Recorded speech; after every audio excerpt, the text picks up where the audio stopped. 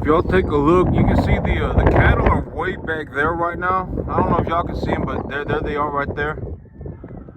I was gonna walk back there to see what the grass looks like, but the field is so mucky that I can't walk. And so, but this is what the grass in the front looks like. And the overall, the general rule of thumb is that if the grass in the front looks this good, the grass in the back looks better. And so if we look at the grass in the front right now, you can tell that it's probably a 10 inches tall, and it goes all the way straight to the back. And the grass in the back is way better. And I got about 7.5 acres of grass back here, maybe about 7.5 acres. And I only have 13 animals on it. I only have about 2 animals an acre right now. And so the animals, they're not even making a dent in this grass. Like if I were genuinely gonna, I know I say this all the time, but if I were genuinely gonna feed all of this grass, I would need like because right now the average weight of my herd is like 500-600 pounds.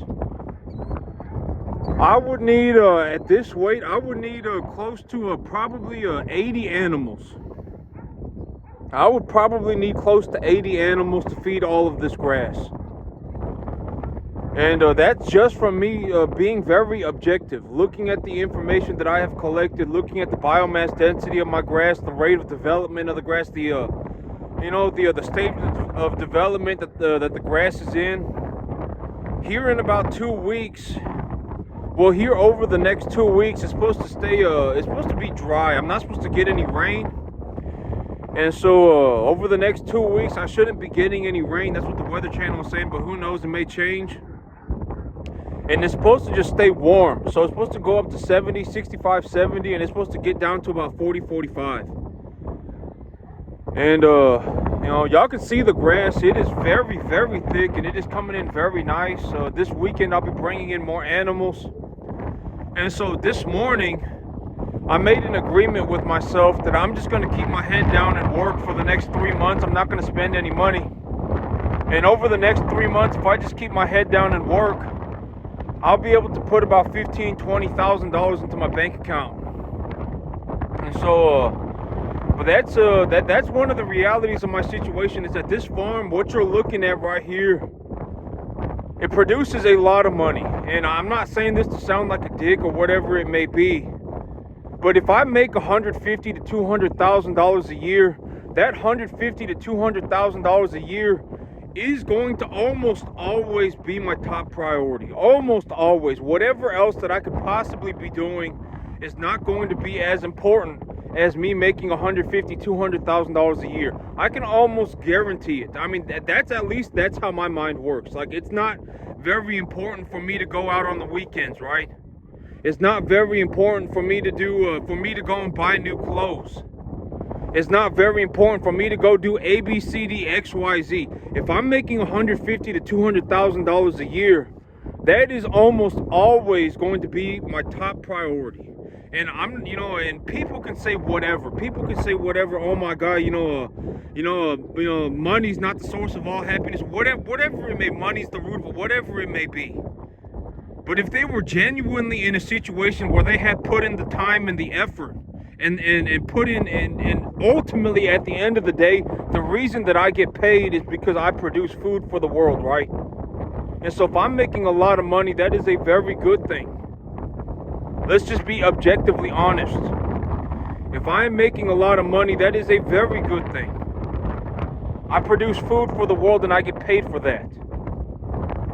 People like me, we don't just talk, right? We're out here every single day taking care of our environment, looking to see the quality of our soil, see if we are improving the quality of our environment, collecting saturation data of minerals in our soil, looking to provide animals with a better quality of life, producing a high-end food product. I mean, people like me, we don't just talk, right? We walk the walk. And so it's like, at the end of the day, if I get paid a lot of money, it is a very good thing. We should just be objectively honest. Because, like, even the environment, right? Like, even the soil,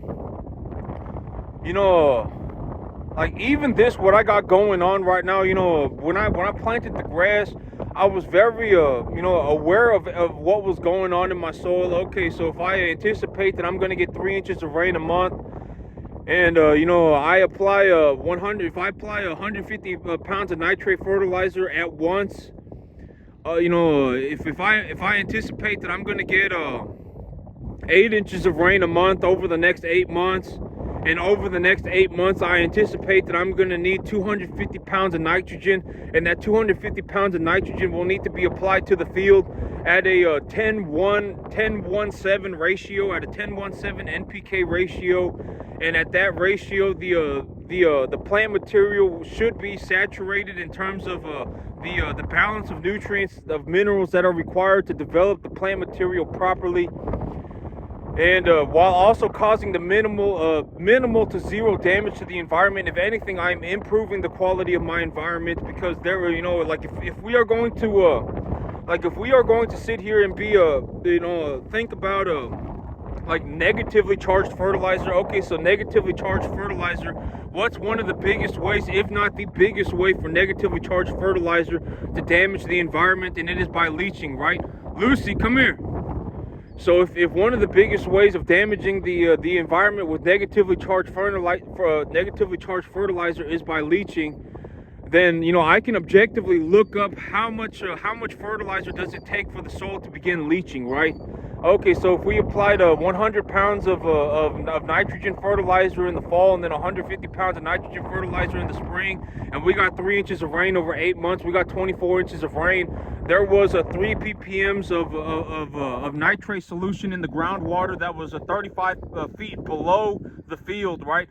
Or whatever it may be. All of this stuff is stuff that I can look up, and ultimately, if at the end of the day, if somebody steps up, right? If somebody steps up and they don't just talk the talk, they actually walk the walk, it is very important for them to get paid, right? It's very important that they get rewarded for doing what they did.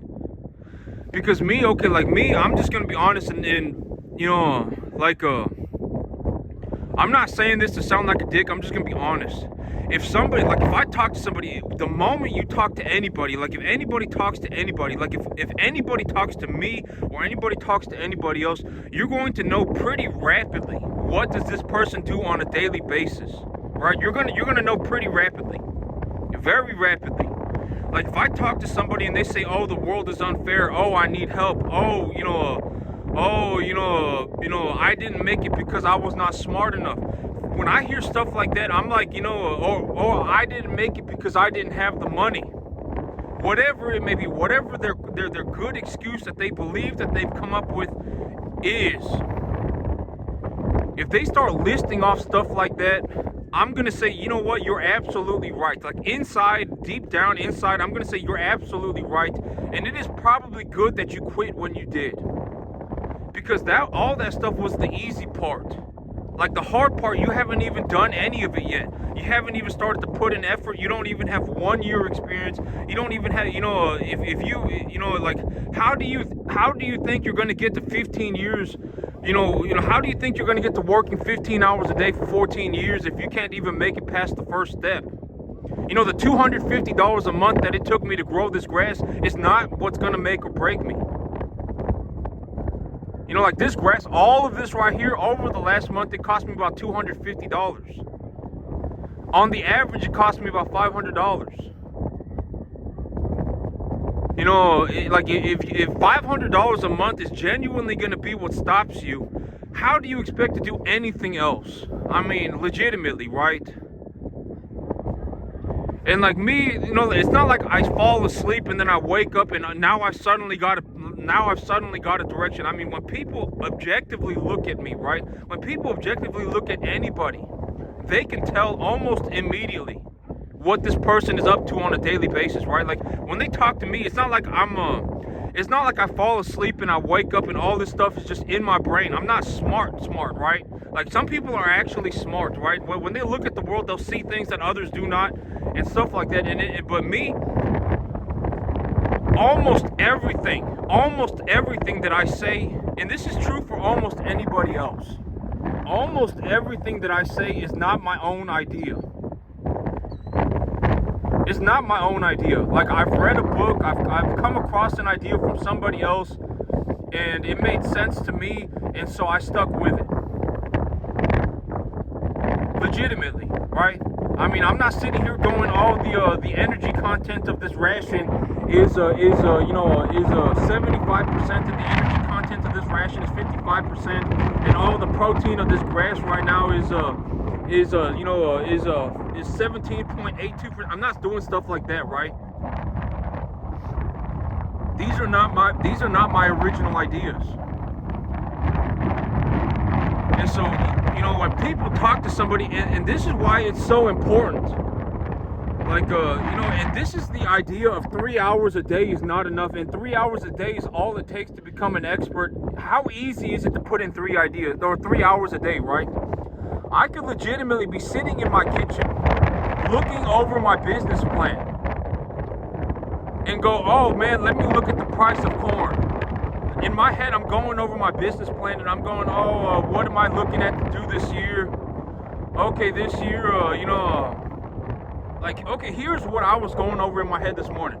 So right now, we got an early spring, right? We got an early spring, so chances are, an early spring will mean low hay prices. So early spring will likely mean that hay is cheap. Within 3-4 months, hay will be cheap, right? And I've got peanut hay sitting in my hay barn. I have peanut hay sitting in my hay barn, and so chances are, here in about 3 months, hay is going to be very cheap, right? And so I'm looking to increase the animal density on my field. And here within the next 3 months, I will likely need to make a commodities investment. So here's something very realistic that I did this morning. And last night, I've been thinking about this last night and this morning. So early spring, right? Early spring, here within the next 3 months, hay will probably be cheap. And if I'm going to increase the density of my, because when I look at my field, right? When I look at my field and I just objectively look at my field, it's like, I could raise even 80 animals on this field, and they would not be able to eat all of it, right? Objectively, it is true. I could raise, if they're 60 pounds, or excuse me, if they're 600 pounds, 500 pounds, I could put 70 of them on this field, and they would not even be able to eat all of it. But the whole intentions of grass, okay, so the big idea of grass is that the grass needs to be harvested when it's at a proper stage of development, because I always say, I've been saying this repeatedly, but the feed, usually when I feed these animals, I am looking to feed them something between around a 65% energy ration with a variable protein content. I've been saying this for many months, right? I'm looking to feed my animals a 65% energy, variable protein content, and with a mineral pack that I adjust according to what I feed the animals. And so if my grass is at a stage of development that I believe it needs to be harvested, it would be in my best interest for the animals to eat all of it to the ground. Because the moment the weather gets good, the grass will start growing again. And this is a very good example of that. It's been about a week and a half, and the grass is already 10 inches tall. And so, in about 2 months, hay will probably be very cheap. And I'm looking to increase the density of animals on my herd, because I have seen objectively that I have a lot of grass on my field, right? An exorbitant amount of grass. And whether I raise 20 animals or I raise 70 animals, it's still going to cost me $500 a month. It won't matter how many animals I have. If anything, the less animals I have, objectively, the worse off I am. Financially, I'm not doing as good, and if the grass goes to seed, it will die forever, right? And so, I need to have as many animals as I can. I need to bring in more animals, or my grass is just going to go to waste. And either way, it's going to cost me $500 a month. Either way. And so, if I can get myself to a point, even right now, if I objectively look at my financials right now, it's like even right now I'm making like $150,000, $200,000 a year. even right now, right? Even right now, I don't have any worries about money at all. I'm more worried about, what do I anticipate the commodity markets are going to be? What do I look like? What does my business plan look like? How are my animals doing? Stuff like that is more what I'm worried about. But this right here is the culmination of many, many, many, many, many thousands of hours of effort, right? Like, I don't just wake up one day talking about the commodities market. I don't just wake up one day talking about investing in real estate. I don't just wake up one day growing an exorbitant field of grass. I mean, I don't just wake up one day growing an exorbitant amount of grass, right? This is the culmination of many, many, many, many, many thousands of hours of effort. Many thousands. I mean, it may, I don't even know, but putting in 3 hours a day of effort is very easy, right? Very easy. Like, if I'm just sitting there looking at my business plan and I look at corn and I go, okay, corn. The reason that I look at corn is because I look at corn as the baseline information for cattle feed. Like if I was gonna look at the overall commodities, cattle feed, commodities market, I would look at corn. Corn would be the baseline commodity in terms of in terms of cattle feed. The overarching information for cattle feed, corn is the baseline information. So if the price of corn is going down, cattle feed is going down. If the price of corn is going up, cattle feed is going up. That is how I look at it. And so that is why I keep my eyes on the corn market. And if I sit there in my living room and I look at my business plan, and then I look at corn, and then I'm thinking about, okay, what do I think are going to be the most important factors over these next 3 months? What can I do to put myself ahead, right? What can I do to put myself ahead? What can I do to make my business plan more fail-proof, right? Okay, so in July, August, it may get so hot that my grass dies and stops growing. It doesn't even matter if I have, I can have pearl millet back here and it could still stop growing, right?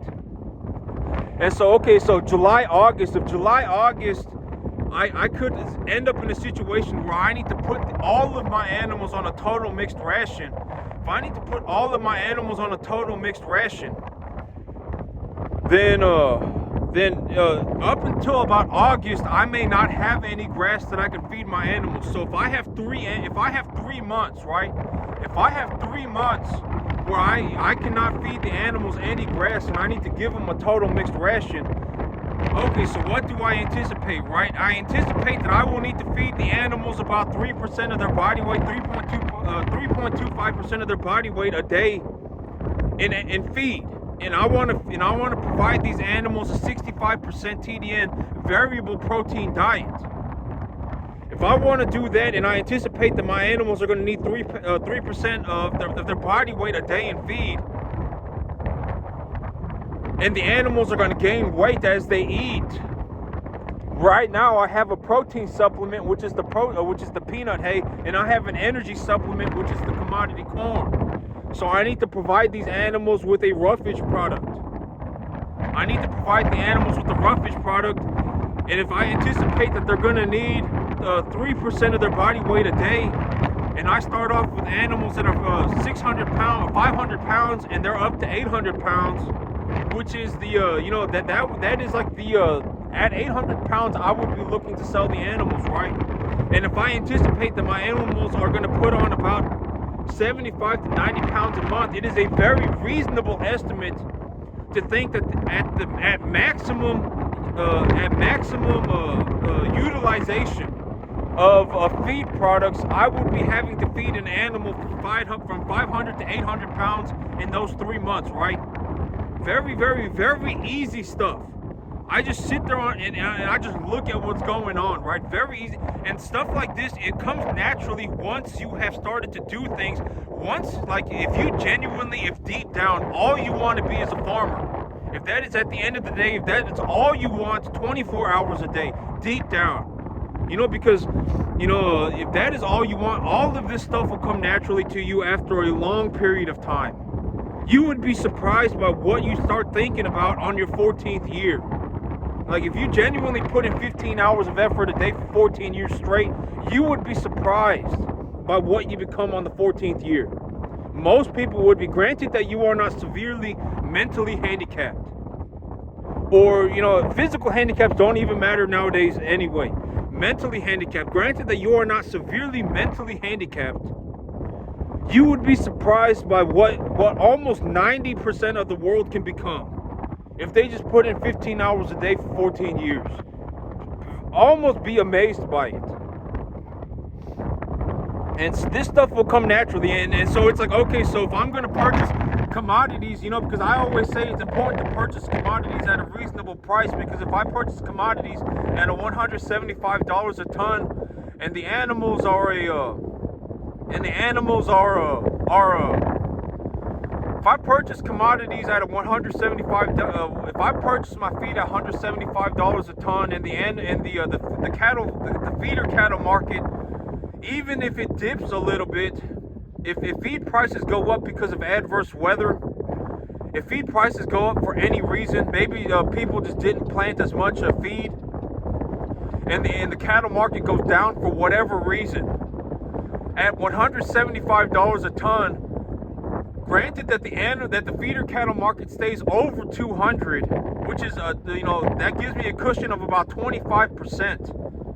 Granted that the feeder cattle market does not fall 25% in 3 months, I will still be able to make some money, right? A little bit. I will be able to scrape a profit together. And I'm not saying that and I've said this repeatedly too, but if I make $150 to $200 an animal, if that is my profit margin, if that is what I am anticipating, I would not run this business. That would be a miserable business to run. 100% a miserable business. I would not run this business for $150 to $200 a month. And putting an animal on total mixed ration their whole life, that's about the profit margins. And so, if I anticipate that the maximum utilization of feed will be from taking an animal to 500 to 800 pounds, and that there could be 3 months where I have zero grass, and that I have to put these animals on a total mixed ration, and that commodity prices are going to be low here in 3 months due to an early spring, well, then I can now prepare myself to be ready I can prepare myself for success. I can prepare myself to be successful. Right? And let's just be honest, when it comes to money, it's either you're going to make it, you're barely going to have enough, or you're going to make it to an extreme degree. There is no such one, like if the communistic ideal is to just give everybody what they need, right? But here's a very realistic way to look at that. Let's say we got 5 people. We got 5 people in a room. One person is looking to grow 50,000 pounds of beef, right? One person is looking to grow 50,000 pounds of beef. The other 4 people, they're looking to buy a little bit better of a house. They're looking to buy a little bit better of a car. They're looking to improve their quality of life by a little. They're not thinking about, they're not thinking, oh my God, if I had this money, I could start a business and I could produce 50,000 pounds of beef, right? This is why communism does not work.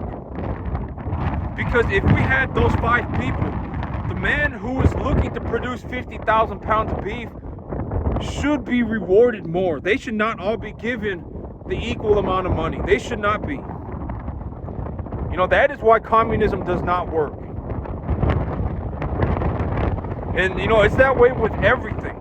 Like if we got one person over here, they're looking to whatever it may be, right? They're actually looking to do something for the world, right? They were looking to do something for the world on a massive scale.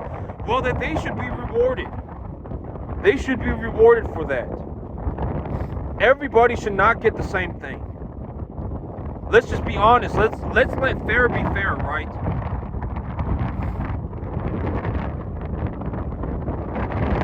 And so, I've been keeping my eyes on but let's say I go through this, right? I go through this in my living room. I go through this It's already been like an hour and a half. It's already been an hour and a half, and I've thought about my business plan. I thought about my commodities investment. I've thought about, mentally, I've been preparing myself to set myself up for a successful year. I'm doing a lot of good things for myself, and it's already been an hour and a half, and the only thing I've done is sat there and looked at my business plan and come up with a commodities investment, right? That is what I mean by putting in 3 hours a day is very easy, and it is not enough. It is not enough. At all, it's not enough. I mean, you're going to have to, if you realistically want to make it to something like this, you're going to have to be thinking about putting in about at minimum 7 hours a day, 50 hours a week minimum, every single day for about 14 years. And the thing about, if I went and I talked to somebody, right, if they genuinely had a conversation with me about farming, you would know immediately. Like if you put me in a room with 10,000 other farmers and you spoke to all of us, you would know who is doing what, right? If a person says, "Oh yeah, I bought myself a $200,000 tractor and I planted 500 acres of corn in Texas," well, that's not a good. That's very bad, right? I mean, I would go. Well, I hope you make it. I mean, I genuinely do. I wish the best for you, but chances are that is going to be a very difficult situation. And everybody's going to know. It does not matter if you go to the bank and talk to the banker and they ask you about your business plan, or you talk about your farm. Everybody's going to know within like 30 seconds of who put in the most effort and who put in the most time and who is the most committed. Everybody's going to know. You cannot hide in the tall grass. That is what I always say, right? But the cattle are coming this way. I'm going to go and get them some food. Y'all have a good one, you too.